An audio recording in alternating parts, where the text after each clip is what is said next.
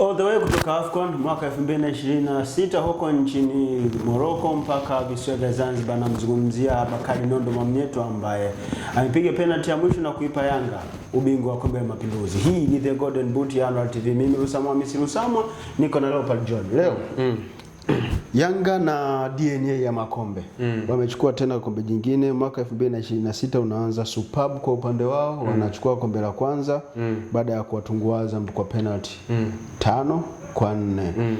Tuangalie kwanza dakika 120 zilivyokuwa. Yanga walifeli wapi kuwafunga Azam ndani ya dakika 90, ukizingatia kuna kama dakika 15 hivi Young Africans wamecheza wakiwa na advantage ya mtu mmoja baada ya Azam Football Club mchezaji wao mmoja kupewa kadi nyekundu. Ya kwanza ilikuwa ni mechi ambayo tumeshuhudia vitu vingi kwenye mchezo wa leo. Kitu cha kwanza ambacho kila mwenye jicho ameweza kutazama kwanza ni mbinu za walimu wa timu zote mbili. Kwa maana Florent Ibenge kwa upande wa Azam FC, lakini kwa upande wa Mwalimu Pedro Goncalves katika klabu ya Young Africans. Hawa ndio walikuwa mechi wamecheza kwa asilimia kubwa. Kwa maana gani? Mbinu zao zilikuwa zinachangia kitu katika huu mchezo. Unajua Florent Ibenge huwa anapenda kujaribu vitu. Leo aliamua ajishushe aingie kwenye huu mchezo kana kwamba yeye ni timu nambari 2 kiwanjani, na of course hiyo ndio imekuwa silaha kubwa ya Azam FC mpaka kufika hatua ya extra time mpaka mikwaju ya penalty kabisa, kana kwamba Ibenge aliwaambia wachezaji wake waende kuheshimu Young Africans, na hiyo ndio imekuwa ndio silaha ama ndio mbinu ya mafanikio ya Azam FC mpaka kuikabili Yanga kufika hatua ya mikwaju ya penalty. Lakini kwa upande wa Mwalimu Pedro Goncalves, yeye leo alikuja kwa namna tofauti. Alikuja na mkakati ambao kwa sehemu moja ama nyingine Ibenge alikuwa hajaufahamu kabla ya mchezo. Unaangalia katika eneo la midfield aliwaweka watu takriban 4 ambao kwenye mfumo ulikuwa hauwaoni, lakini katika eneo la kucheza ndio walikuwa wanaingia katika hilo eneo. Alikuwepo mtu kama vile Conte, kwa maana Musa Bala Conte kwenye lile eneo, lakini pia alikuwepo Maxim pia Zegeli, Paco Mzuzwa naye pia alikuwa anaongezeka hapo, lakini pia leo nilikuwa namuona mtu kama vile Celestine Ekwa naye pia alikuwa anaongeza hiyo numerical katika eneo la midfield, bila kumsahau Juke Oga Abuya. So unaona huo ni mpango ambao Mwalimu Pedro Goncalves leo aliingia nao as a surprise kwa upande wa Azam FC, kitu ambacho alikuwa hawakitegemei.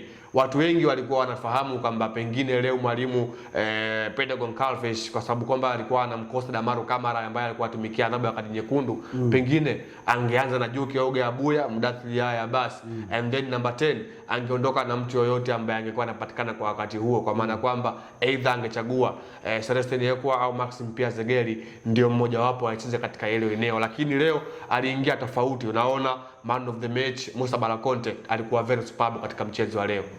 Unaweza ukamlinganisha Musa Bala Conte wa leo na michezo tuchukulie wa ligi kuu Tanzania bara.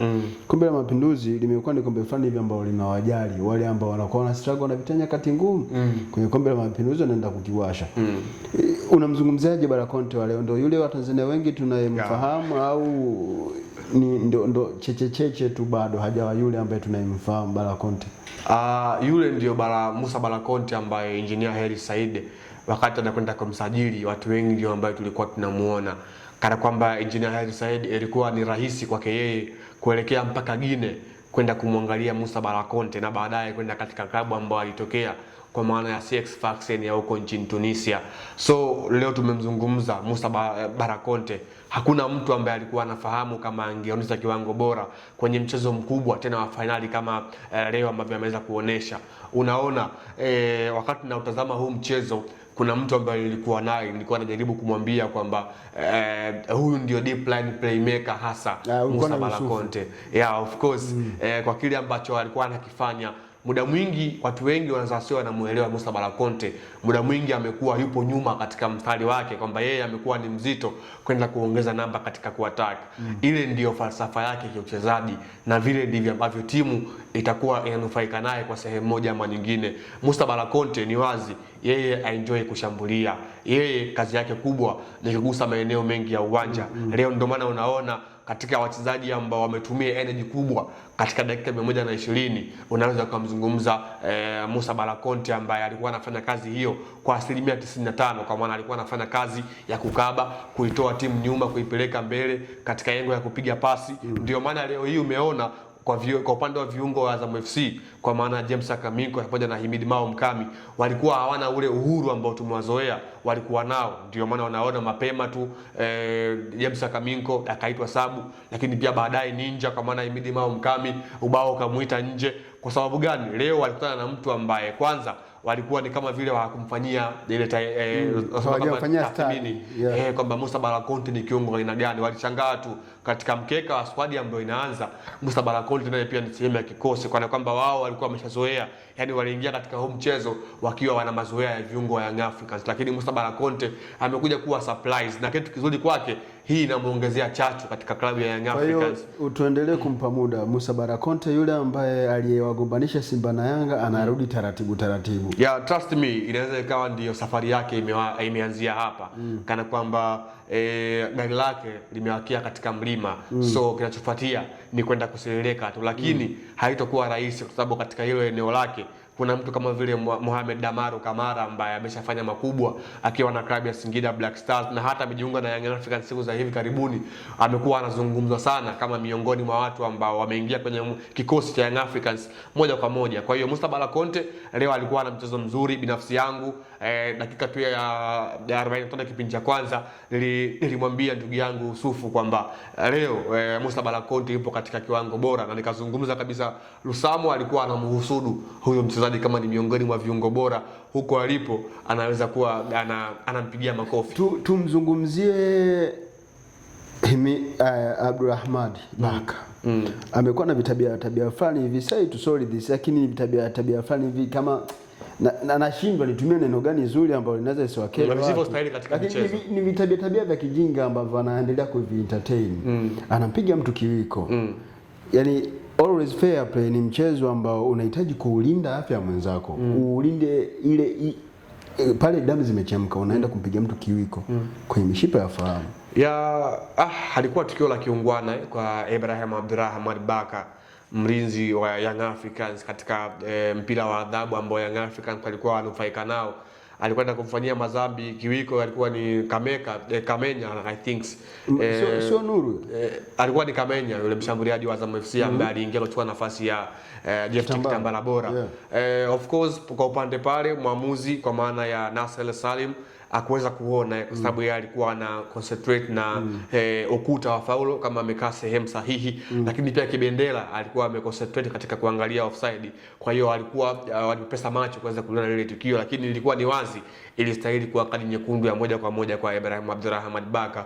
Yaani ile tukio ambalo alilifanya lilikuwa linahatarisha usalama wa mwenzie moja kwa moja, kwa maana alimpiga katika sehemu ya uso, kwa maana paji la uso, sehemu ambayo pengine ingempelekea kuweza kupata matatizo makubwa mchezaji mwenzake. Kwa hiyo ilikuwa dangerous foul kwa upande ule, lakini waamuzi hawakuweza kuona lile tukio, na ndio maana sasa hivi dunia ipo katika ulimwengu wa video assistant referee kwa maana VAR. Lakini katika mashindano ya Mapinduzi pengine hata Mapinduzi hata ligi kuu tu ndio bali masema pengine mbeleni tutakuja kushuhudia vitu kama hicho. Kubaliane kwamba Ibrahim Baka anapaswa kubadilika, yani huu utoto anaofanya sio kitu sahihi. Akilia mbali tu anaweza siku moja kaigharimu Young Africans, lakini anaweza kujikuta anapiga mtu anamsababishia athari.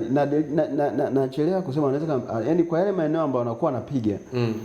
Mara ya kwanza alipiga ile faulo ya Mbeya City, alipiga eneo gani? Chini ya kitovu kwenye kijiji. Hii leo kampiga mtu maeneo haya. Maana yake anaenda kuhatarisha ufahamu wa mtu, si ndio? Watu yani damu imechemka, unaenda kufanya foul za aina ile. Kuna siku anaweza kumsababishia mtu akapoteza maisha. Of course kwa Ibrahim Baka imekuwa ni matukio ya muendelezo. Tumeona mpaka hivi sasa I think amebakisha mechi moja kuweza kukamilisha ile adhabu yake ya mechi 5 ambayo amefungiwa kwenye michuano ya ligi kuu Tanzania bara, lakini bado amekuwa na hayo matukio ambayo amekuwa yanaumiza kwa sehemu moja ama nyingine, na sio matukio ya kimpira kusema ukweli, na sio matukio ya kiungwana, kama ana mpira wa miguu ni sehemu ya burudani na sio sehemu ya uhasimu. Lakini kwa kile ambacho anakifanya dhahiri shahiri kwamba sio tukio la kimpira, ni matukio ambayo tunasema ni unusual kuweza kuyashuhudia katika mchezo wa mpira.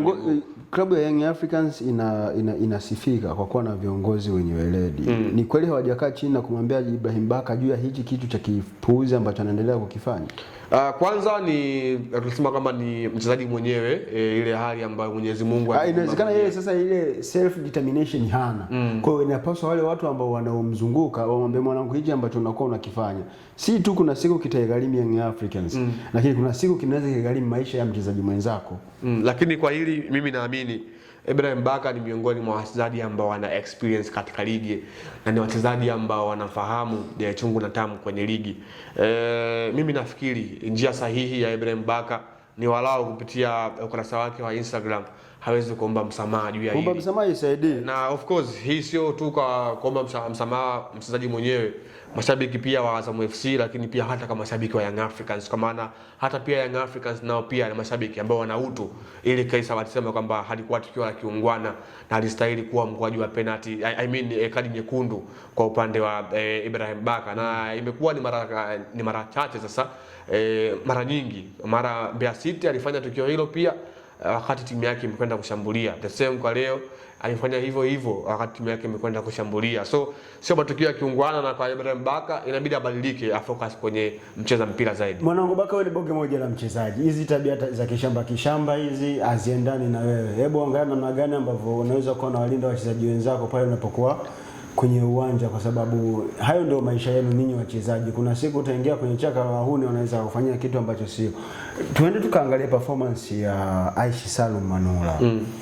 Ndio yule ambaye Simba waliona hafai, leo anaonekana hero kwenye milingoti ya Azam Football Club, na naanza kuona ile bright future ya Tanzania kwenye mashindano ya AFCON mwaka 2027.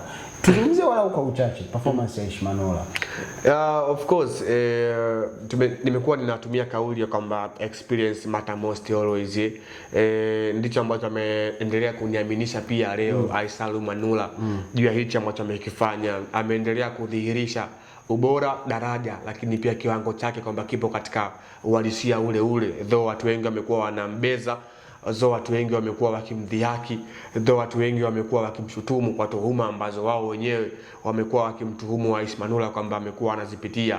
Lakini leo katika mchezo dhidi ya Young Africans ambao ina washambuliaji ambao ni heavy, unakwenda dakika 120 pasipo kuruhusu bao, and then unaondoa mkwaju wa penalty katika wakati ambao timu yako ina pressure.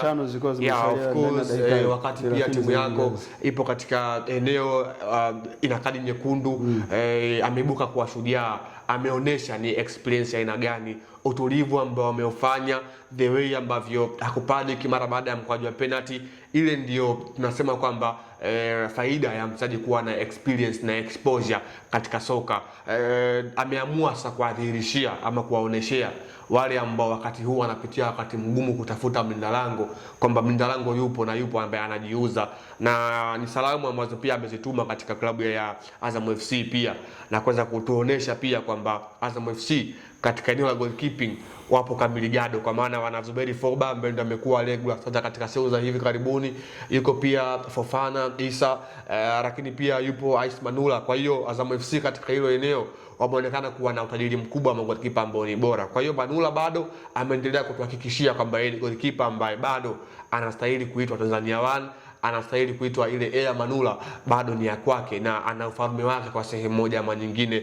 Huu umekuwa ni mwendelezo kwa Aishi Manula, sio tu katika mchezo wa Young Africans, hata kwenye mechi ambazo zimepita. Tumemshuhudia pia kwenye mechi dhidi ya Simba, tumemshuhudia pia kwenye mchezo dhidi ya TRA nchini Uganda, alikuwa anafanya vitu kama hivi. Kwa hiyo Manula ameendelea kutuaminisha yeye ni goalkeeper wa aina gani katika ardhi ya Tanzania, jumlisha 255.